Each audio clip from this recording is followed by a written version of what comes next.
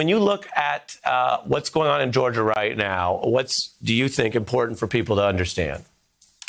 I think it's important to understand that at the end of this newly devised recount, Joe Biden will win the state of Georgia for the third time. But what we really should be focusing on are the two Senate races that will determine how effective we can be at actually solving the problems we have. That's why we encourage everyone to go to gasenate.com to support Jon Ossoff and Raphael Warnock, who are two terrific men who are standing together to fight against two of the most corrupt politicians in the U.S. Senate, two people who have consistently profited off of the pandemic instead of serving the people, and who are attempting to hold on to their positions, not by telling people what they'll do, but by accusing our candidates of rash and illogical challenges, rather than doing the work themselves of explaining how they intend to serve Georgians for the first time. You mentioned the presidential recount and the Senate races. With your expertise, I'd love to get into both.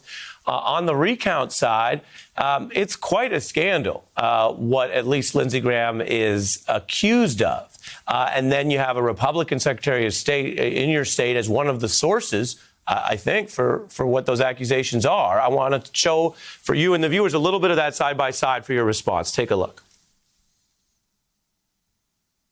Senator Graham applied for us to audit the envelopes and then throw out the ballots for counties who had the highest frequency error of signatures. Just an implication that look hard and see how many ballots you could throw out. Did you or did you not ask him to throw out votes? No, that's ridiculous. I talked to him about how you verify signatures. Why is a senator from South Carolina calling the Secretary of State in Georgia anyway? Because the future of the country hangs in the balance. What's your view of what's really happening in that set of allegations, and should it matter to people? It shouldn't matter. Essentially, Lindsey Graham is saying that because Donald Trump lost in the state of Georgia, there must have been something amiss. What he is angry about is that we worked on the voter suppression allegations that we made in 2018 and ensured that in this election, people who had mistakes, innocent errors, that they could correct them, that we made certain that absentee ballots from eligible voters would be counted. And unfortunately for Lindsey Graham, it worked in the state of Georgia because a court compelled the actual processing of votes. I believe that every single vote that got counted was an eligible vote, and that is the end of the story. And luckily, we know that they can't undo this no matter how much they whine, how much they complain. They are certainly well within their rights to pursue litigation, but they are not within their rights to try to change the outcome of this election. Copy. Ms. Abrams, stay with me. We have some breaking news. We're getting this on the Biden transition right now. The government agency that is in charge of this is telling President-elect Joe Biden this transition can begin. This message is from a direct source. It is a written letter from the head of the Government Services Administration. Now, that's generally an obscure agency, but it's gotten a lot of attention. You've probably heard about it because its chief, a Trump appointee, had been delaying the start of the transition in concert with Trump's denial of the loss. This is a development that many around Joe Biden have been calling for. It's breaking news in our hour now. I would say we have a very good guest for it. Ms. Abrams has a lot of experience in government, and I know you've been working, as we've reminded viewers, with Joe Biden from before he was president-elect. As you know, this has been one of these sticking points. Your reaction to this news? It's about time. I understand that with Michigan certifying the election results, there is no longer any credible path or any fantastical path that can be taken. And luckily, the administrator acknowledges this.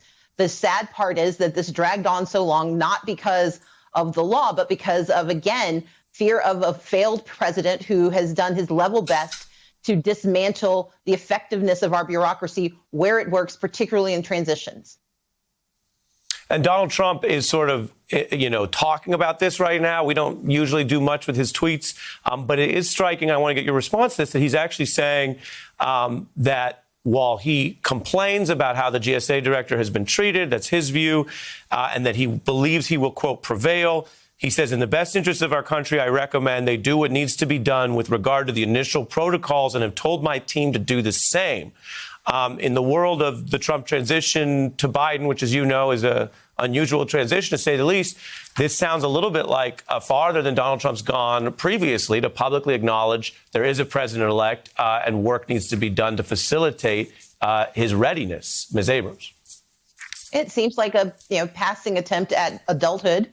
And while he's still claiming that he will be able to win despite all evidence to the contrary, the good thing is that he recognizes, at least in this instance, that he is not simply hurting himself, he's hurting the people of America. That as long as this drags out, again, he is entitled to all the litigation he can muster, but he's not entitled to harm the people of the United States as he attempts to undo the will of the people.